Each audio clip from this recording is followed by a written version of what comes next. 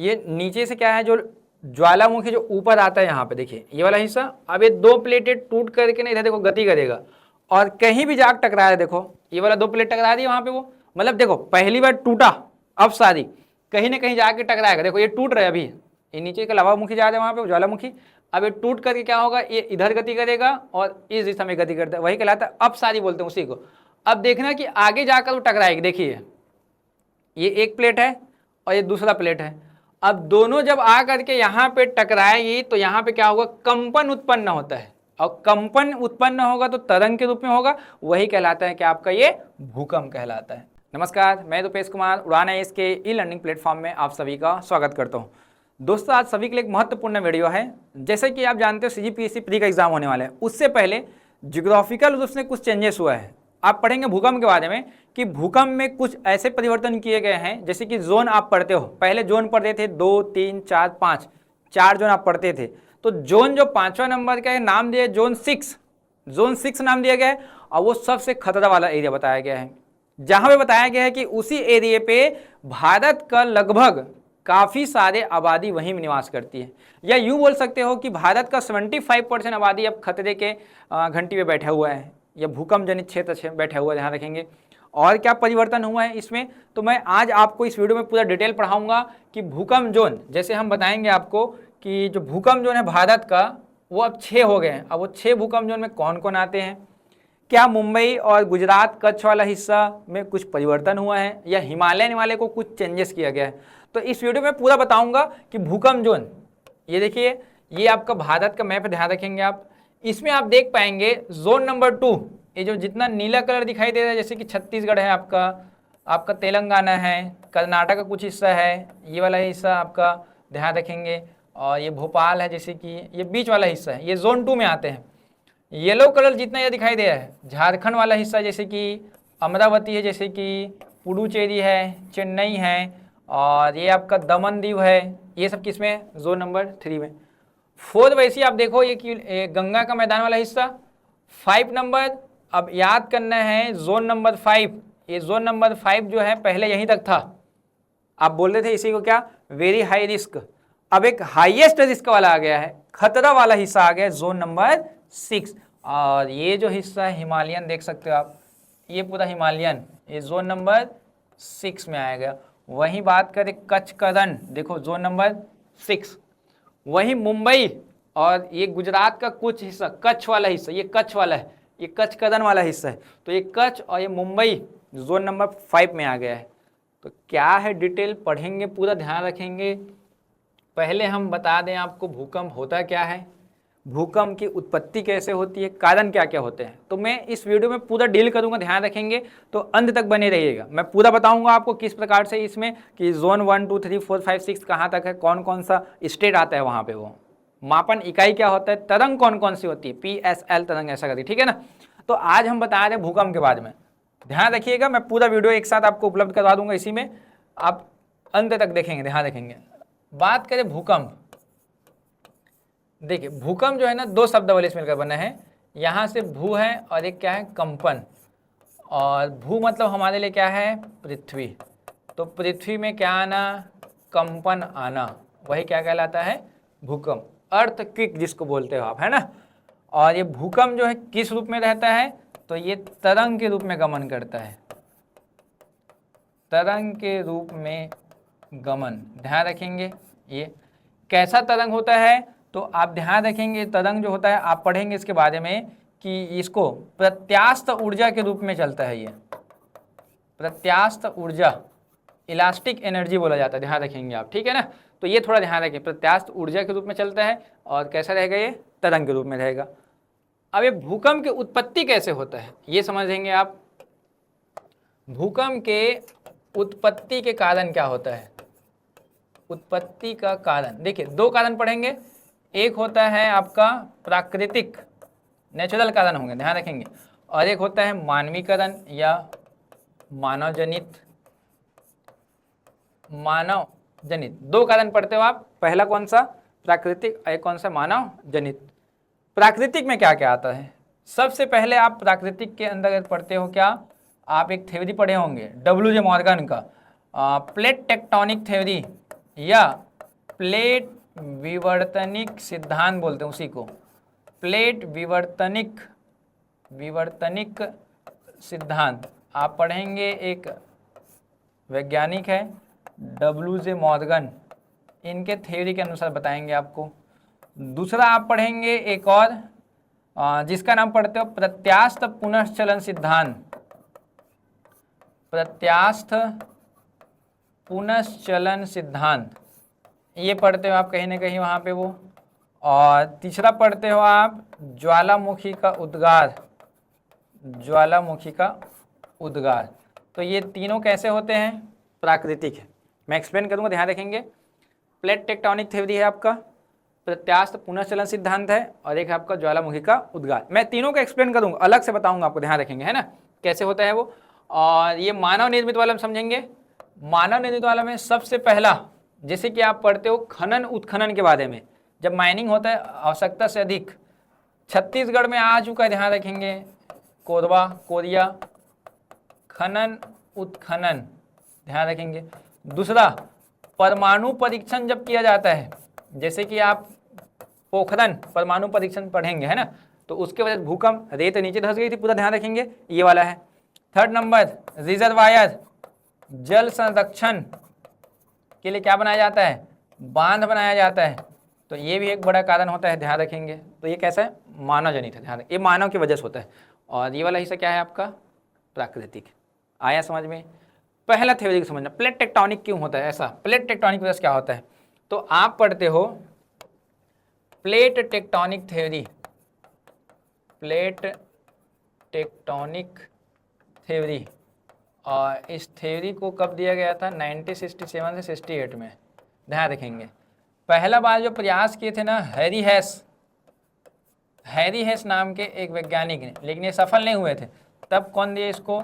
WJ Morgan, WJ Morgan. अब plate का मतलब क्या है आप पढ़ेंगे। ये जो आपका पृथ्वी है, जैसे कि ये हम बता रहे हैं आपको, ये दो भागों में टूटा था, ध्यान रखेंगे। ये जो ऊपर वाला हिस्सा जो टूटता है ना, इसको बोलते हैं अंगारा, नीचे वाला क्या बोलते हैं हम लोग? गुणवाना, ध्यान रखेंगे, अंगारा और गुणवाना।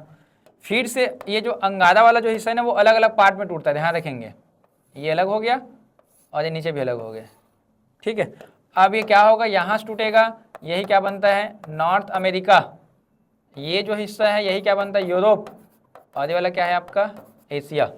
तीन हुआ वहाँ पे, वो नॉर्थ अमेरिका, यूरोप और एक एशिया। ये नीचे वाला टूटेगा यहाँ से, साउथ अमेरिका। ये वाला हिस्सा अफ्रीका, ये वाला हिस्सा आपका अंटार्कटिका, और ये कौन सा आपका? ऑस्ट्रेलिया। देखो चार हुए ना वहाँ पे वो, कहीं ना कहीं। तो ये वाला हिस्सा हो गया। तो यहाँ पे देखिए, अब यही टूट करके क्या हो रहा है? अलग अलग हिस्से पे गति कर रहे हैं वहाँ पे वो। जैसे कि इंडियन प्लेट का एग्जांपल लेते हैं आपके लिए।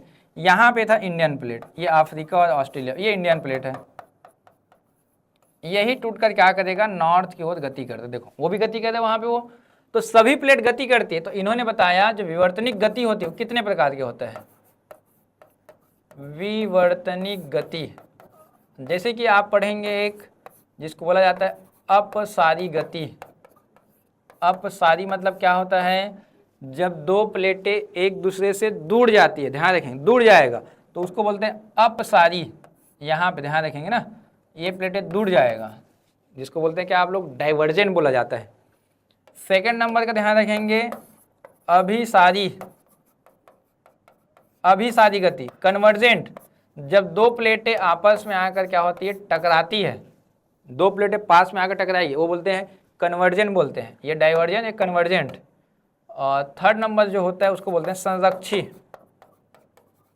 संरक्षी में क्या होता है? दो प्लेटें एक दूसरे के पैरेलल चलती है। मतलब तीनों समझ में आया?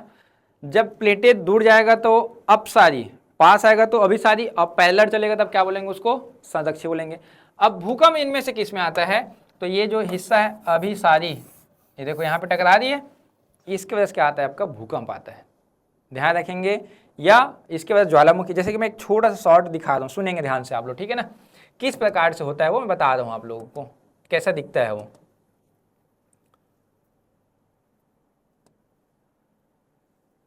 थोड़ा सा समझेंगे ध्यान से इसको, मैं कोशिश कर रहा हूँ। देखो यहाँ पे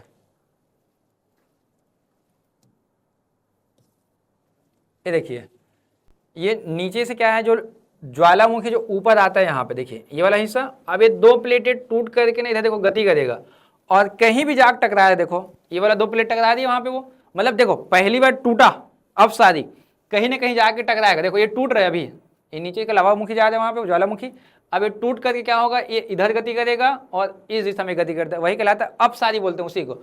अब देखना कि आगे जाकर वो टकराएगी, देखिए ये एक प्लेट है और ये दूसरा प्लेट है, अब दोनों जब आ करके यहाँ पे टकराएगी तो यहाँ पे क्या होगा, कंपन उत्पन्न होता है, और कंपन उत्पन्न होगा तो तरंग के रूप में होगा, वही कहलाता है कि आपका ये भूकंप कहलाता है। आया समझ में?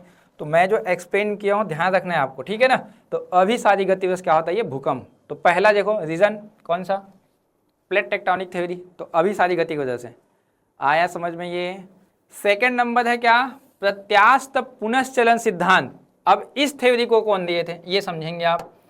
ये जो थ्योरी है प्रत्यास्थ पुनश्चलन सिद्धांत, इसको अंग्रेजी में बोला जाता है इलास्टिक, ध्यान रखेंगे।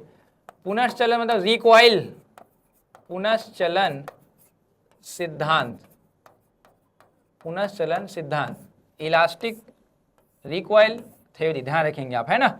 और इसको कौन दिए थे तो आप पढ़ेंगे H.F. रीड महोदय, H.F. रीड ने दिया था, ध्यान रखेंगे, है ना। और इन्होंने क्या बताया कि पृथ्वी का जो सतह है वो आप पढ़ते हो 3 लेयर के बारे में, ध्यान रखेंगे। मैं थोड़ा समझा रहा हूँ, देखो सबसे ऊपरी हिस्सा क्या होता है आपका क्रस्ट, ये पूर्णतः क्या होता है, ठोस होता है।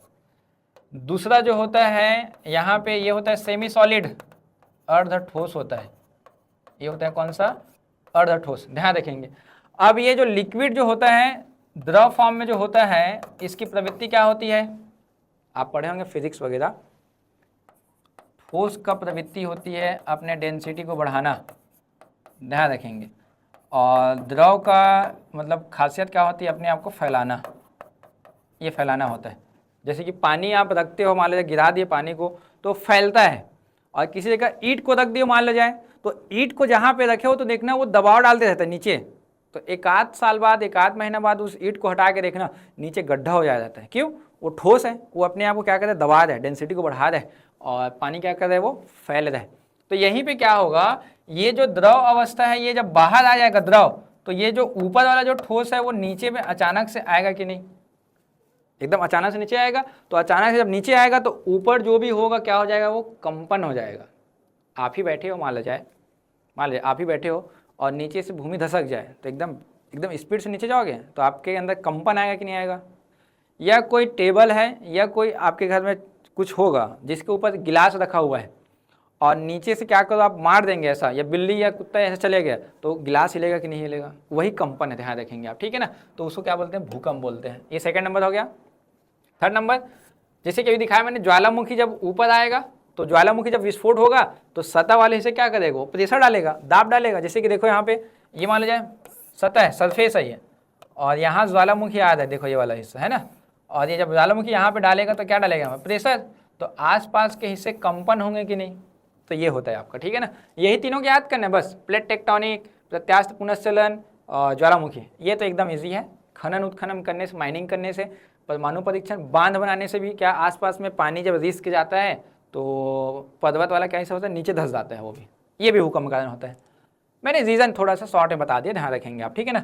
अब भूकंप क्या होता है ये समझना है, मैंने रीज़न बताया है, ठीक है। अब देखते हैं भूकंप होता क्या है, कैसे वो तरंग उत्पन्न होती है, सुनेंगे ध्यान से थोड़ा सा इसको। थोड़ा सा पृथ्वी के बारे में हम पढ़ते हैं, इनके गुण के बारे में। ये आपका ग्लोब में आप पढ़ोगे क्रस्ट, एक होता है क्या, मेंटिल, क्रस्ट, मेंटिल, और एक क्या होता है आपका कोर, ऐसा सुने होंगे आप लोग। ये जो ऊपर वाला हिस्सा है इसको क्या बोलते हैं हम लोग, भूपर पट्टी बोलते हैं, ये वाला हिस्से को, ये वाला कहलाता है भूप्रवार, और आंतरिक वाला भाग क्या कहलाता है, सबसे इनर पार्ट कहलाता है कोर बोलते हैं, क्रोड़ बोला जाता है। सुनेंगे ध्यान से यहाँ पे, जब कभी भूकंप कहीं भी उत्पन्न होगा, मान लो जाए यहाँ पे भूकंप उत्पन्न हुआ है, मैंने बताया रीजन कुछ भी हो सकता है, प्राकृतिक भी और मानव भी। अगर भूकंप यहाँ पे उत्पन्न हुआ है ना, तब इसको एक नाम दिया जाएगा, इसको बोलते हैं फोकस, ये कहलाता है क्या, फोकस, या हिंदी में क्या बोलेंगे, भूकंप केंद्र बोलेंगे, ध्यान रखेंगे आप, भूकंप केंद्र बोला जाता है, ध्यान रखना। मैंने कहा भूकंप जो है उत्पन्न होगा तो तरंग के रूप में चलेगा और चारों दिशाओं में चलेगा, ये भी ध्यान रखना है। चारों दिशाओं पे चलता है, ये भी ध्यान रखना है आपको। ये इस प्रकार से चलेगा, ये ऐसा चलता है। इसको ऐसा समझो आप, जब कभी आप तालाब में ना मान लो जाए कुछ क्रिकेट खेले तो बॉल चले जाता है, तो आप तालाब में जब पत्थर मारते हो तो तालाब में जो लहर उत्पन्न होती है एक ही दिशा में नहीं होता है, वो चारों दिशाओं में देखना होता है वहाँ पे वो। तो आप ना जो गेंद जो होता है ना उसके उस पार पत्थर मारते हो, चाहे उसके लहर से ना इधर अपने पास आए ऐसा करके, तो वो होता है तरंग, ध्यान रखना। तो ऐसे ये भी है। तो देखो चारों दिशाओं उत्पन्न हुई है, यहाँ से ये उत्पन्न हुआ, जब ये सरफेस पे पहुंचा, देखो ये पृथ्वी की सतह, ध्यान रखेंगे ये वाला हिस्सा है ना, पृथ्वी की सतह पे पहुंचता है ना, तो इसको बोला जाता है ईपी सेंटर बोलते हैं, इसी को इसको बोलते हैं ईपी सेंटर, ये ध्यान रखेंगे। और हिंदी में क्या बोलते हैं, अधिकेंद्र, यही क्या कहलाता है, अधिकेंद्र कहलाता है, ध्यान रखेंगे। जहां उत्पन्न हुआ वो फोकस भूकंप केंद्र, जब वही तरंगे सरफेस पे पहुंचा, सरफेस मतलब कहाँ पे, पृथ्वी के सतह पृष्ठ भाग में, तब उसको बोले ईपी सेंटर, ये क्या बोले, अधिकेंद्र। अब देखो चारों दिशाओं में तरंग गई है। तरंग का नाम कैसे होता है समझेंगे ध्यान से ना। ये जो तरंग, ध्यान रखना मैं कलर चेंज कर रहा हूँ, ये जो तरंग है जो देखो कहाँ कहाँ गई है, ठोस पे, अर्ध ठोस पे और देखो कोर पे, तीनों पे गया है, क्रस्ट, मेंटिल और कोर तीनों पे गया है। ये जो तरंग है इसको बोलते हैं पी तरंग, ध्यान रखना, प्राइमरी प्राथमिक तरंग बोला जाता है, जो तीनों समझाएगा, ठोस पे, द्रव पे और आपका अर्ध ठोस पे। सेम इधर भी जाएगा, चारों दिशा पे जाएगा, ये ध्यान रखना, ये वाला हिस्सा, ये इसको भी क्या बोलेंगे, पी तरंगे बोलेंगे। और ये पी तरंगे जहां उत्पन्न होंगे, ध्यान रखना, जहां पे सेंटर पॉइंट होगा वहां से 105 डिग्री तक इफेक्ट डालेगा। जैसे यहां उत्पन्न हुए तो कितना डिग्री होगा, ये 105 डिग्री तक डालेगा, ध्यान रखना, ये भी कितना होगा, 105 डिग्री। इसकी स्पीड सबसे ज्यादा होती है, जिसके वजह से पूरे पृथ्वी को भी क्रॉस कर जाएगा वो। जैसे यहाँ पे चालू हुआ ना, वो पृथ्वी को भी क्रॉस करेगा, और पृथ्वी को जहाँ क्रॉस करेगा ये वाला हिस्सा यहाँ पे, तो ये भी कौन सी तरंगे होगी, मैंने कहा केवल एक तरंगे जो है क्रॉस करती है, तो ये जो येलो कलर है ये भी कौन सी तरंगे होगी, पी तरंग, ध्यान रखना। ये तरंग का नाम क्या है, पी तरंग। और जहाँ जहाँ इसका प्रभाव नहीं पड़ा है इसको बोलते हैं शैडो जोन, छाया क्षेत्र बोला जाता है। जैसे कि मान लो जाए आपका अरावली पर्वत है, यहाँ पानी गिरा, इस पर पानी नहीं गिरा, तो क्या बोलते हो, वृष्टि छाया बोलते हो, ये भूकंप छाया है। एक बार फिर समझना ध्यान से, जहाँ से भूकंप उत्पन्न होगा वहाँ से 105 डिग्री तक इफेक्ट डालेगा, वही कारण है पी। इधर भी कौन होगा, पी। फिर से पृथ्वी को क्रॉस कर जाएगा, पार कर जाता है वो, यहाँ पे कितने मिनट में पार करता है, तो आप पढ़ेंगे 21 मिनट में पार करता है, ध्यान रखना, 21 मिनट में क्या करता है वो, पार। और जब पार करके यहाँ पहुंचेगा तो इसका भी नाम क्या है, एंटीपोड है। इसका नाम क्या है, एंटीपोड, ये क्या बोलते हैं, प्रतिध्रुव। एक बार और सुनना, नाम सुनना, जहां उत्पन्न हुआ वो फोकस, जब पृथ्वी के सतह पे गया वो एपिसेंटर, और क्रॉस किया तब क्या बोले, एंटीपोड। तो 3 नाम बता दिए, ध्यान रखेंगे। और जो तरंगे केवल आंतरिक हिस्से में बहता है, देखो जो तरंगे केवल आंतरिक में बह रहा है, ये वाला, ये कोर को पार नहीं करेगा, इसको बोलते हैं क्या, एस तरंगे। जो तीनों को गया वो पी, आंतरिक में है वो एस, और जो ये सरफेस पे है पृष्ठ भाग में जो पहुंचा है यही कौन सी तरंगे है, एल तरंगे है। क्लियर हुआ बात। अब 3 तरंगे होती है, एक जो है पी तरंगे, एक बार और सुन लो, मैं अच्छे से बता देता हूँ, ध्यान रखेंगे। ये हमारा पृथ्वी है, 3 भाग में बांटेंगे, क्रस्ट, मेंटिल और एक कौन सा आपका कोर। जैसे भूकंप यहाँ पे उत्पन्न हो, मान लो जाए ये, तो इसको क्या बोले थे, भूकंप केंद्र बोले थे। ये क्या कहलाता है आपका, भूकंप केंद्र, इसको बोलते हैं हम लोग भूकंप केंद्र बोलेंगे, ध्यान रखेंगे, है ना। और ये भूकंप की तरंगे जो है चारों दिशाओं में जाएगी, और सरफेस पे जब पहुँचता है यहाँ पे, तब इसको क्या बोलते हैं हम लोग, अधिकेंद्र बोलते हैं, इसको बोलेंगे अधिकेंद्र।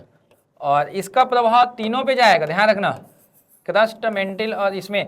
और ये जहाँ से जाता है वो कितने डिग्री तक प्रभाव डालता है, 105 डिग्री तक। और कौन सी तरंगे जाती है, पी तरंगे जाती है, पृथ्वी को क्रॉस करके बीचों बीच निकल जाती है। अब बीचों बीच निकलने वाली केवल एक ही तरंग है, और वो कौन सा है, पी तरंगे। अब देखो जब ये यहाँ पे पहुँचा इस जगह पे, तब इसको क्या बोले पता है, प्रतिध्रुव नाम दिए इसी को, प्रतिध्रुव। और कितने मिनट में आया वो? 21 मिनट में। सोचो 21 मिनट में इतना पावरफुल है, पृथ्वी को क्रॉस कर गया वहां पे वो। और जिस जगह पे नहीं पड़ा है उसका प्रभाव, उसको क्या बोलते हैं? छाया क्षेत्र। और कितना? 145। और यहाँ कितना? 145। जैसे इसमें भी बता दूं आपको, ये कहाँ तक इफेक्ट डाला होगा, फिर से दोबारा 145, और यहाँ पे कितना? ये 145। मतलब 145 के बाद दोबारा चालू होगा, ध्यान रखेंगे आप वहाँ पे, है ना। तो 105 से लेकर 145 तक यहाँ पे भूकंप नहीं पड़ेगा। आप रायपुर में हैं, सेंटर है रायपुर मान लो जाए, तो रायपुर से 105 डिग्री तक इफेक्ट करेगा, और उसके 105 के बाद 145 तक इफेक्ट नहीं करेगा। आया समझ में? पी, एस और एक कौन सा? एल। ये पी हो गया। आंतरिक भाग में जो चला उसको बोलते हैं एस, और सरफेस हो जाएगा क्या है वो? एल तरंगे। तो कितने तरंगे होते हैं? तो 3 तरंगे होती है, और तीनों का डेफिनेशन और समझेंगे ध्यान से। पी, एस, एल करके बता रहा हूँ मैं आपको, ठीक है ना। ये देखिए, पी मतलब क्या बताया? प्राइमरी स्पीड कितना? 6 किलोमीटर पर सेकेंड की स्पीड से। और क्षति की बात करें, नुकसान की बात करें, सबसे कम पहुंचाता है ये, क्योंकि ये कैसा होता है देखिए, ये देखो तेज गति से निकल गया ये थोड़ा सा इनसे धीमी होगा तो ये ऐसा जाएगा, देखो ये ऐसा जाएगा, ये और धीमी होगा, ये देखो ये ऐसा चलेगा। वहाँ पे वो वेव है जो तरंग के रूप में चलता है वहाँ पे वो। अब देखिए यहाँ पे आप देख रहे हो आवृत्ति की संख्या सबसे ज़्यादा है। यहाँ पे इस तरंग की जो आवृत्ति सबसे ज़्यादा है, आवृत्ति सबसे अधिक है। यहाँ पे 2 आयाम के बीच क्या है? दूरी बहुत कम है। दूरी देखो यहाँ पे कम है। इसकी ऊंचाई देखो, ऊंचाई भी क्या है आपका? ये कम दिखाई देगा। जैसे जैसे बढ़ते जा रहे हो आवृत्ति की संख्या देखो कम होती जा रही है, लेकिन ऊंचाई बढ़ गई, डिस्टेंस बढ़ गया। देखो वहाँ पे वो, यहाँ तो और ऊंचाई बढ़ गई, यहाँ और डिस्टेंस, और आवृत्ति की संख्या देखो 2 हो गया। यहाँ देखो आवृत्ति मतलब समझ रहे हो ना, जब तरंगे गति करती है तो उनमें ये बनता है। ये देखो यहाँ पे कम है। अब मान लिया जाए आप यहाँ पे हो, यहाँ पे आप खड़े हो, और आपके नीचे से तरंग एकदम तेज गति से निकल जाए तो कोई प्रभाव नहीं पड़ेगा। ध्यान रखना, तेज गति से निकलेगा तो कोई प्रभाव नहीं पड़ेगा। लेकिन वही आपके ऊपर धीरे से आया, ऊपर उठाया, फिर नीचे किया, फिर ऊपर उठाया, तो थोड़ा सा नुकसान होगा।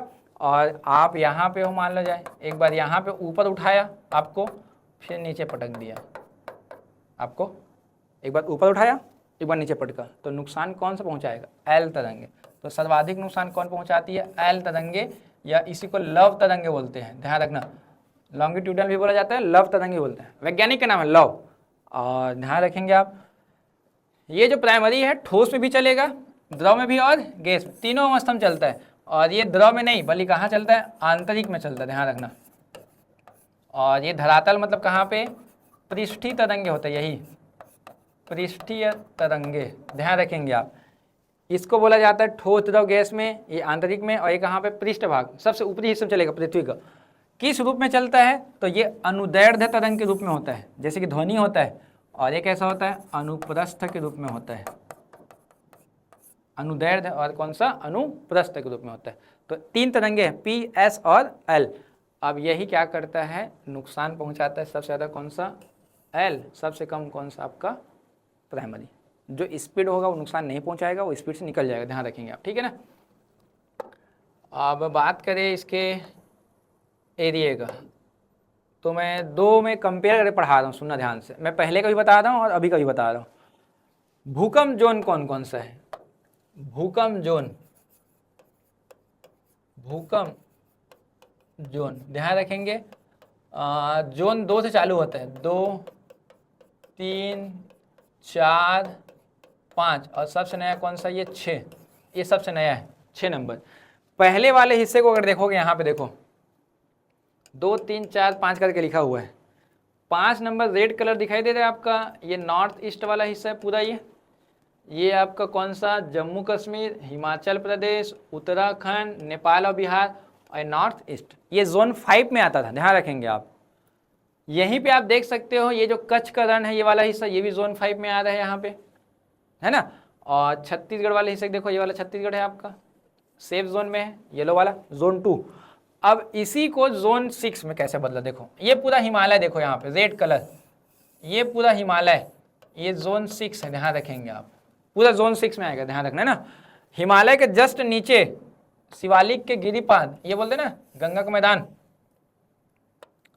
ये वाला हिस्सा कौन सा है, गंगा का मैदान, ये जोन 5 में आ गया। अब देखो इसी जोन 5 में आपका गुजरात का कच्छ और आपका मुंबई शहर, ये 5 में आ गया, ध्यान रखेंगे आप। इसके अलावा ये कच्छ का रन 6 में है, ध्यान रखेंगे, क्योंकि यहाँ भी था देखो रेड और ये भी रेड है, तो ये 6 है, ध्यान रखेंगे आप। ये जो आपका कच्छ का रन है और पूरा हिमालयन है, 6 में आ गया है। सबसे खतरा यही को माना जाता है, हाईएस्ट रिस्क का पॉइंट, ध्यान रखेंगे आप। ये जो आपका रायपुर दिखाई दे रहा है, हैदराबाद, बेंगलुरु, पणजी, सिटी के नाम ही पूछेगा वो, स्टेट तो पूछेगा ही, सिटी के नाम रायपुर, हैदराबाद, बेंगलुरु, पणजी, भोपाल, और ये सब किस में आता है, जोन नंबर 2, मतलब सबसे सेफ जोन है। यहाँ पे एक और है तिरुवनंतपुरम, मैं पॉइंट कर रहा हूँ, लिखेंगे आप, रायपुर, भोपाल, हैदराबाद, पणजी, बेंगलुरु, तिरुवनंतपुरम, ये कौन सा जोन है आपका, सबसे सेफ है, सेकंड नंबर है। येलो वाला में देखो, येलो वाला में मेन अमरावती, चेन्नई, पुडुचेरी, रांची, ये रांची वाला हिस्सा, और कुछ हिस्सा राजस्थान वाला आ गया वहाँ पे। वो सबसे हाईएस्ट रिस्क का जोन है पूरा हिमालय, ध्यान रखेंगे, ये वाला, यही 6वां पॉइंट है। इसमें फैक्ट क्या क्या आया है, अपडेट करना है आपके नोट्स को। देखो ये मैप 2025 से लागू है, ध्यान रखेंगे आप। क्या है खास बात, नाम क्या दिया है, सिस्मिक जोनेशन मैप दिया गया है, ध्यान रखेंगे, सिस्मिक जोनेशन मैप। देश के भूकंप क्षेत्र को 5 भागों में बांटा, मैंने बताया 2, 3, 4, 5 और ये कौन सा, ये 6 नंबर में है ना। 75% आबादी सबसे खतरा वाला क्षेत्र में निवास करती है। अब कौन से एरिया की बात कर रहे हैं वो, उत्तर भारत की वाले बात करें। उत्तर भारत देखो आप पूरा कैसा है, रिस्क जोन है, ध्यान रखेंगे आप।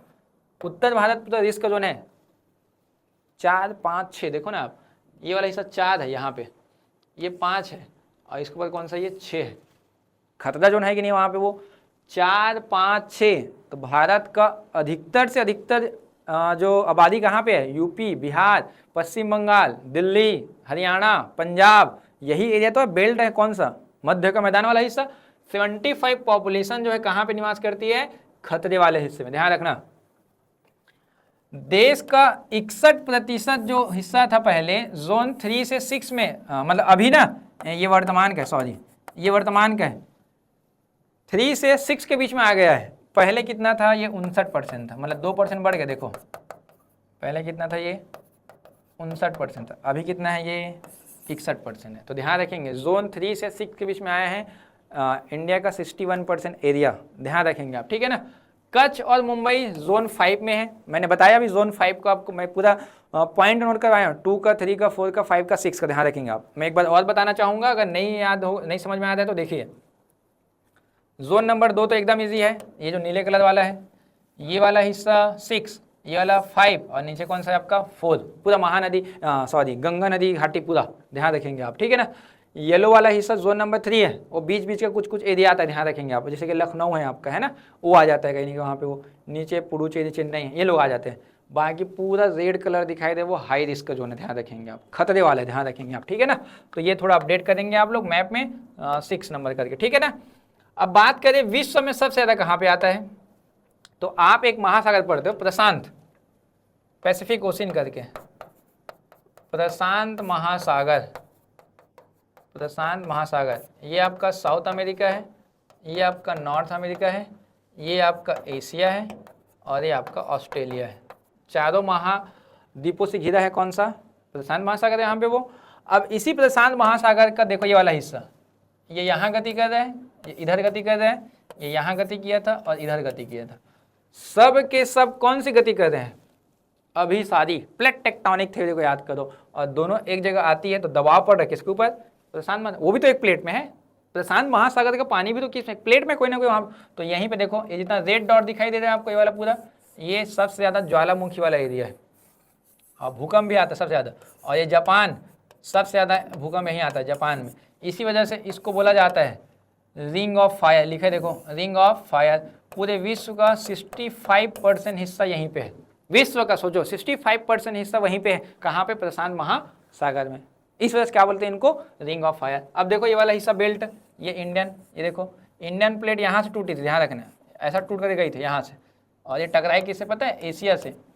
तो दोनों टकराई है मतलब कौन से गति कहते हैं? अभी सारी गति कहते हैं। अब टकराई है मतलब देखिए मैं थोड़ा सा शॉर्ट में बता रहा हूँ आपको कैसे टकराता है। वो टकराता है तो किस प्रकार से वो गति होता है समझेंगे ध्यान से आप, ठीक है ना।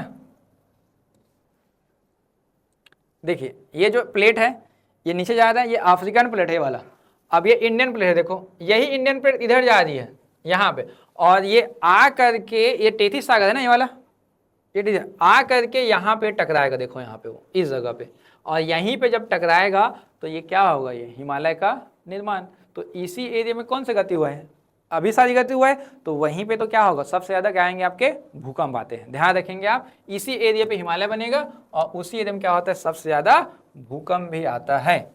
आया समझ में भूकंप? अब भूकंप की उत्पत्ति पढ़ना है, ध्यान रखेंगे कैसे हुआ है, कारण पढ़ना है और प्रभाव पढ़ना है। अब भूकंप मापक की इकाई भी होता है, भूकंप को मापने की इकाई होती है भूकंप मापक इकाई, और दो इकाई पढ़ते हो आप लोग।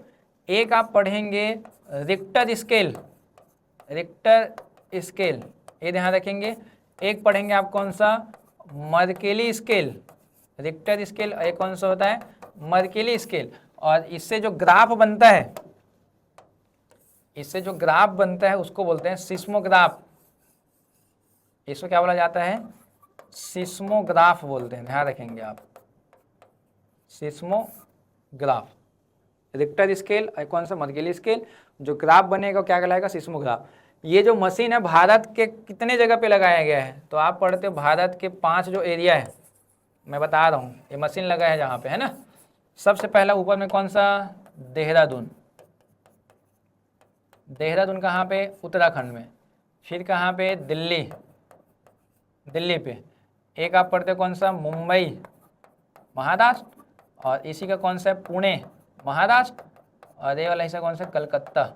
तो ये 5 जगह में क्या लगा है? एक मशीन लगा है भारत में, सिस्मोग्राफ। ध्यान रखेंगे जो भूकंप जब आता है तो उसके तीव्रता को बताते हैं। और सेफ जोन कौन सा होता है?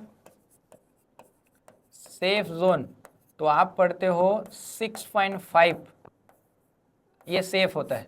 और मान लो जाए 6.8 आया या 7 आया तो एक खतरा है, ये डेंजर जोन है, ध्यान रखेंगे आप। तीव्रता को मापती है, ध्यान रखेंगे आप, ठीक है ना। तो ये भी पढ़ना है आपको। तो मैं शॉर्ट में एक बार और बता दूँ पूरा। देखिए पहले हम लोग क्या पढ़े? भूकंप। भूमि में कंपन आना क्या कहलाता है? भूकंप कहलाता है, ध्यान रखेंगे।